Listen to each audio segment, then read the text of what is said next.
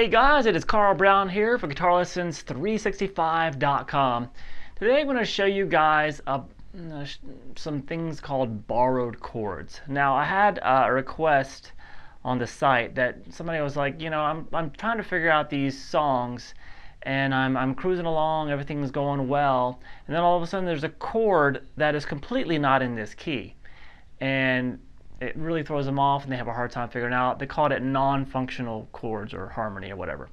So really, there's a few reasons why this stuff occurs. First of all, when it occurs in popular music, it really doesn't mean that the person who wrote this knows what they're doing. It's usually popular music, rock music is more intuitive. They're playing progressions or chord forms that they recognize, they've heard before, or just using the few shapes that they may know, and they use their ear and their intuition to write the music. And a lot of times they come up with some really interesting sounding stuff, but it's not set in a standard major key chords or whatever. So really, as a prerequisite for this lesson, I'm going to link some previous lessons of mine where how to understand keys and how to build chord progressions in both major and minor keys. So it's a good thing to have that down first.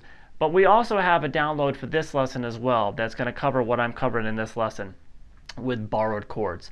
So you can grab that just by clicking the link as well, and you can follow along here. Now, what a borrowed chord is if you take a parallel key, meaning that it has the exact same root note. So if we have C major, a parallel key of C major is C minor. Now, within minor, we actually have three different scales that we build our chords from. We get our chord progressions from. That's why minor songs are usually much more complex. They sound a little bit more rich, because you can pull chords from not only the C natural minor, but you can also get melodic minor and harmonic minor. So you have a lot more options for, say, a 4 chord or a 6 chord or whatever in minor. Now, what a borrowed chord is if you have, say we have a progression in C major. Now, if you see on this sheet of paper here that goes with this lesson, you'll see all the chords there, the basic triads that is, for C major. Now, if we're chugging along, we're just doing a 1-4-5 progression. That's a C major chord, and then the 4 chord is an F, and then to a G. The most important chord progression in music right there.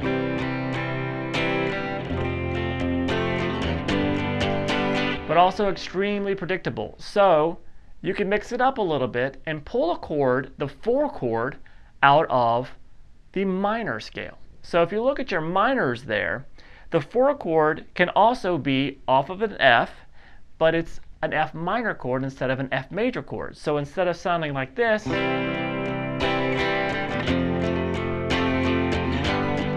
have this.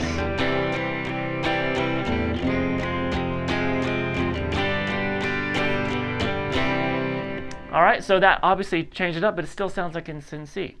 So it just borrows. Sometimes it'll be called modal borrowing because they call these different modes. We have the major, and then we have natural minor, melodic minor, harmonic minor.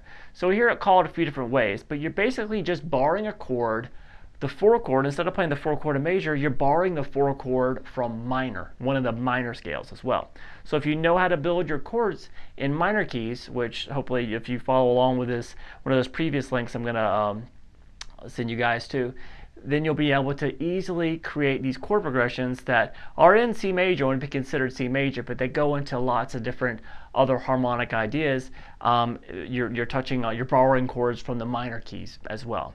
All right, so let's do another one here. So let's say we're still in C, keep it simple, and we did that, we're just a 1 chord, and then we decided to go to a 4 chord again, and then the 6, to a 5. All right, now let's mix it up a little bit. Let's play, and starting with the C, because we want to keep coming back to the C. It kind of gives us a grounding of C. But instead of that major 4, of course, we're going to do the minor. Now, instead of doing A minor, which is the 6th chord in the key, if you look at one of your other ones, if you look like the natural minor, you'll see that the sixth chord can be a flat 6 major. Now they call it a flat 6 major. If you're comparing it to a major key, and the major key has an A minor in it, and then the minor key, that A is an A flat. So you have to call it a flat 6 major. So that is going to be an A flat major chord. And then we get to the normal 5 chord. So now this progression will sound like this.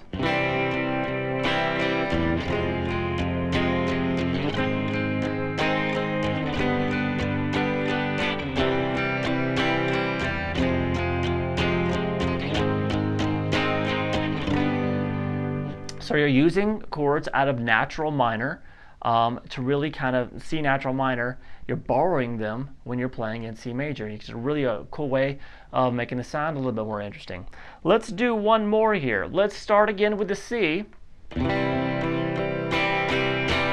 we're going to go to a flat 7 major. You can see that's also in the C natural minor. So that in this case is going to be a B flat major chord, then to that F chord. So the regular 4 chord major, and then switch it to the minor. So you can use both in the same progression. So we have both the major 4 and the minor 4. So that'll sound like this.